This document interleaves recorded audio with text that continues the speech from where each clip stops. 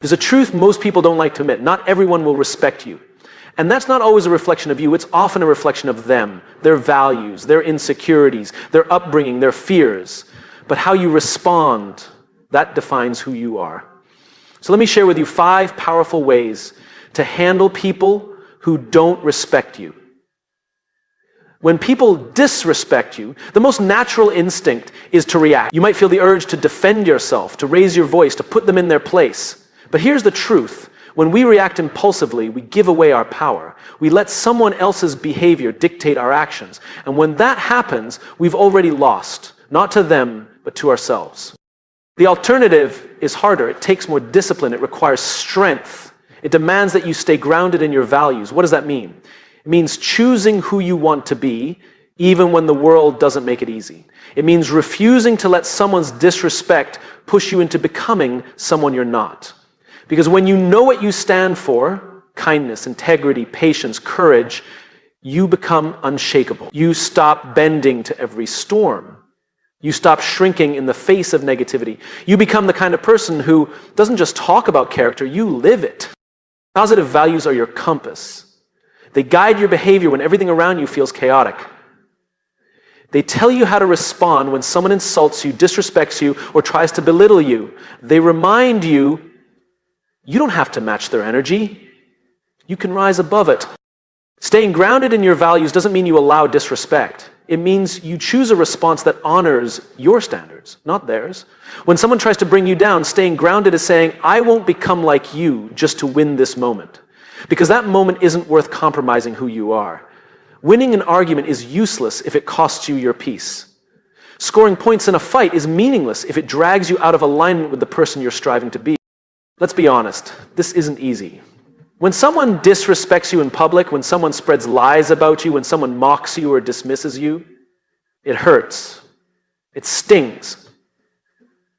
And part of you might want revenge. You might want to prove a point. But here's what many people miss.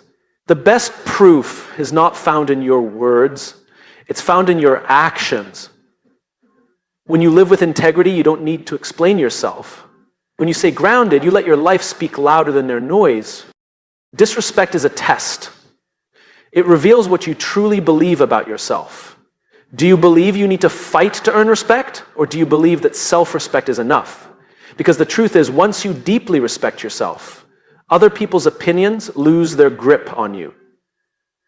You don't need them to like you. You don't need them to approve of you. You don't even need them to understand you. You just need to be able to look in the mirror and know that you didn't betray your values just to win someone's validation. Every time you choose to stay grounded, instead of lashing out, you build something powerful: credibility, trust, presence. People start to notice. Not just the way you respond, but the strength it takes to respond that way. That kind of leadership doesn't shout, doesn't beg for attention. It earns respect by the way it holds itself, quietly, confidently, consistently. So the next time someone disrespects you, pause, breathe. Remind yourself who you are. Let your response come from your center, not your wound. And remember, their behavior is not a reflection of your worth, it's a reflection of their character. Yours is shown by how you respond. You don't have to fight every battle, you don't have to attend every argument. But you do have to protect your values, because when everything around you feels uncertain, those values will be your anchor. And when you stay grounded in them, no one, not even the most disrespectful person, can knock you off course. One of the most important things you'll ever do for your peace, your self-worth, and your growth is learning how to set clear boundaries. It sounds simple, but it's not. It requires self-awareness, courage, and consistency. Boundaries are not about keeping people out. They're about protecting what's within. They define the space where you can be your healthiest, most authentic self. Without boundaries, people will take more than they should, not because they're evil, but because human nature tends to explore how far it can go, especially when it doesn't meet resistance. People who don't respect you will often test your limits. They'll push your buttons, drain your energy, and cross lines. And if you haven't clearly drawn those lines, they won't know where they are. Worse, you might not even know where they are. That's why the first step in setting boundaries is getting honest with yourself about what you can tolerate and what you can't. What behaviors drain you? What situations make you feel disrespected, small, or unseen. You don't need to justify the answers, you just need to acknowledge them. Once you know your limits, the next step is to communicate them. This is where most people struggle. We fear being perceived as rude, difficult, or selfish. But setting boundaries isn't about being unkind, it's about being clear. Clarity is kindness. When you say, I'm not comfortable with that, or I need some time to think before I respond, or I won't continue this conversation if it stays disrespectful, you're not attacking anyone, you're simply stating your truth. And here's something powerful. When you do it calmly and consistently, you don't have to say it twice. The people who respect you will adjust. The people who don't, they'll resist. And that resistance is valuable information. Boundaries reveal who belongs in your life and in what capacity. They help filter the people who genuinely value you from the ones who only value what you can give them. Not everyone deserves access to your time, your mind, or your emotions. Boundaries help you manage that access. It's like locking the door to your house, not because you hate people, but because you love your space.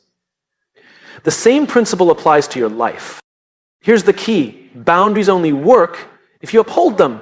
Saying no is easy once. Saying no repeatedly, especially when people push back, is the real work. You have to be consistent. Every time you bend your boundary out of guilt or fear, you teach others that your limits are negotiable.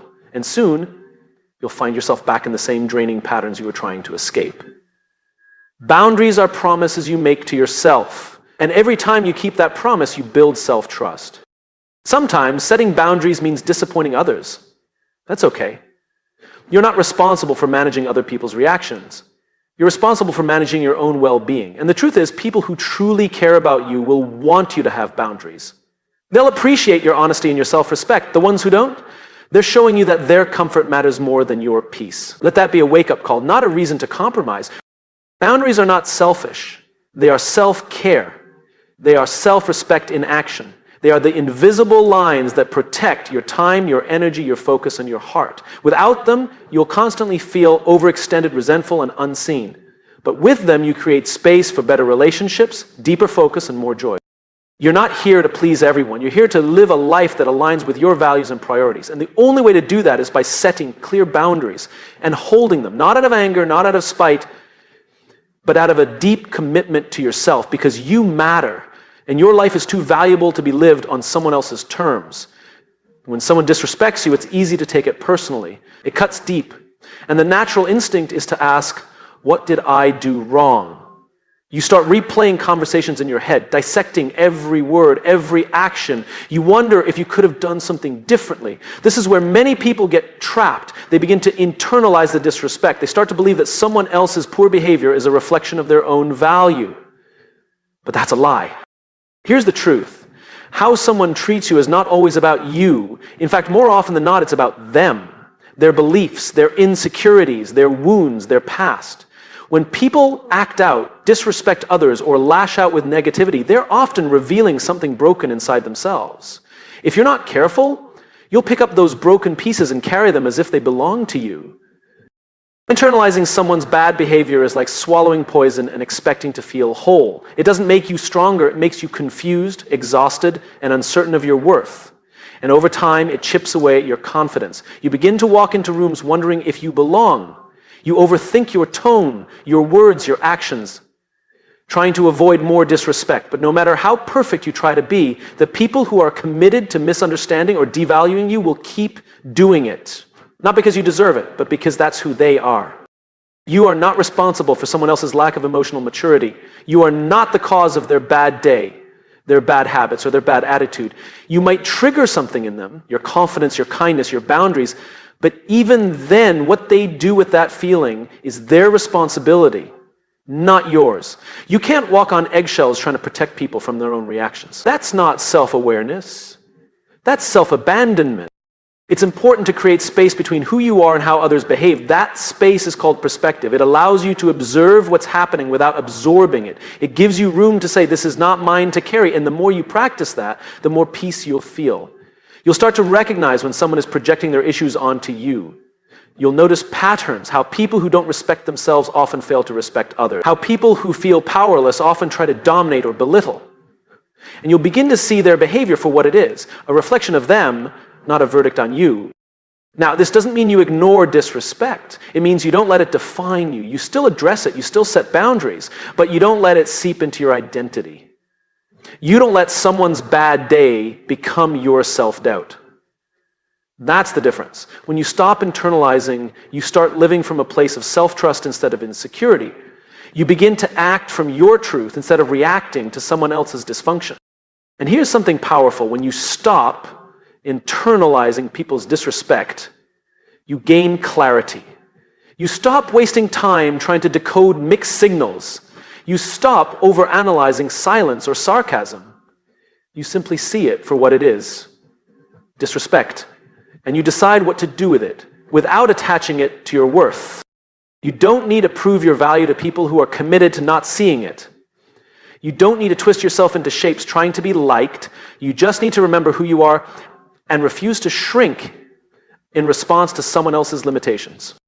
Let them carry their own weight. Let them sit with their own emotions. You are not their dumping ground. You are not their mirror. You are not their punching bag. You are a whole human being with value that doesn't fluctuate based on someone else's behavior.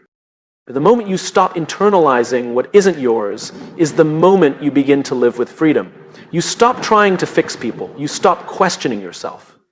And you start standing in your power with clarity, dignity, and peace. Empathy is one of the most powerful tools you can carry through life. It allows you to see beyond someone's behavior and into their experience. It helps you understand why people might act the way they do, even if their actions are hurtful or misguided. When someone disrespects you, empathy lets you take a step back and ask, what might be going on in their world that's causing this? That perspective can shift everything. It helps you respond with grace instead of rage. It turns confrontation into curiosity. And in many cases, it helps you keep your heart open instead of shutting down. But empathy alone isn't enough, because empathy without boundaries becomes naivety. It turns understanding into enabling. And when you lead with empathy, but forget to protect yourself, you invite pain under the guise of compassion. There's a difference between being understanding and being blind. Some people weaponize your empathy. They know you care. They know you try to see the good in others. And they'll use that against you. They'll test how much you'll tolerate. They'll cross your boundaries and expect forgiveness. They'll behave badly and hide behind excuses. And if you're not careful, you'll keep giving second chances to people who never learned from the first. That's why empathy must be paired with wisdom. You can acknowledge someone's pain without justifying their behavior. You can care about someone's story without allowing them to write over yours. You can say, I see where you're coming from, but that doesn't excuse how you treated me. That's what it means to lead with empathy, but not naivety. It's the ability to understand while still holding people accountable. Empathy doesn't mean making yourself small so others can feel comfortable. It doesn't mean tolerating disrespect just because someone had a difficult past. It doesn't mean absorbing someone's anger or walking on eggshells to avoid triggering them. Those are sacrifices empathy never asked you to make. You can love someone and still walk away. You can care and still choose space. You can understand someone's behavior and still decide it's not acceptable. That's maturity. That's leadership. That's self-respect. And empathy also means being honest with yourself and others. Sometimes we use empathy as a shield to avoid hard decisions. We tell ourselves they didn't mean it, or they're just going through something. And while that may be true, it's not a free pass for repeated harm. You have to pay attention to patterns, not just apologies. You have to listen to behavior, not just backstories. Because someone's pain may explain their actions, but it doesn't erase the impact of those actions on you. When you lead with empathy, you don't write people off quickly, but you don't let them stay in your life unchecked either. You approach situations with compassion, but you also hold to your standards. You give grace, but you don't give endless chances. You recognize that two things can be true at once. Someone can be hurting, and they can also be hurting you. Understanding that duality is what protects your heart without hardening it. You are not weak for feeling deeply. You are not naive for wanting to believe in people, but you are responsible for protecting your peace. That means using empathy wisely. That means being kind, not gullible. That means knowing when to lean in and when to let go. In the end, leading with empathy but not naivety is a form of strength. It means you choose to see people as more than their worst moments, but you also choose not to lose yourself in trying to save them. It means you remain soft but not foolish. Open-hearted but self-aware. It means you lead from love, with clarity, with courage, and with the wisdom to know when enough is enough. Walking away is one of the hardest things you'll ever do, not because you're weak, but because you care. You care about the relationship. You care about being understood. You care about giving people the benefit of the doubt. That's what makes walking away so difficult. But sometimes it's the most powerful choice you can make, not in anger, not in bitterness, but in dignity. When someone disrespects you repeatedly, when they ignore your boundaries, when they show through their actions that they don't value your presence, the most self-respecting thing you can do is remove yourself. Not to punish them, but to protect you. Because your peace, your self-worth, your mental clarity, those things are too valuable to be compromised by someone who doesn't appreciate them. There's a misconception that walking away is giving up, but in truth it's the opposite. It's giving up trying to change someone who has no intention of growing. It's giving up sacrificing yourself in the name of loyalty. It's giving up the idea that you must tolerate disrespect in order to be the bigger person.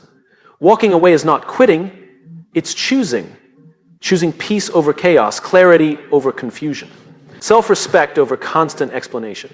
But here's what matters just as much as the decision to walk away. How you do it. You don't need to slam the door. You don't need to broadcast your exit or make a dramatic scene. Dignity is quiet. It doesn't yell. It doesn't seek revenge. It simply says, this is not where I belong, and it moves on. You don't need them to see your worth in the moment. Sometimes they won't see it until long after you've gone, and even then, that's not your responsibility. Your responsibility is to honor yourself enough to stop chasing closure from people who are committed to misunderstanding you.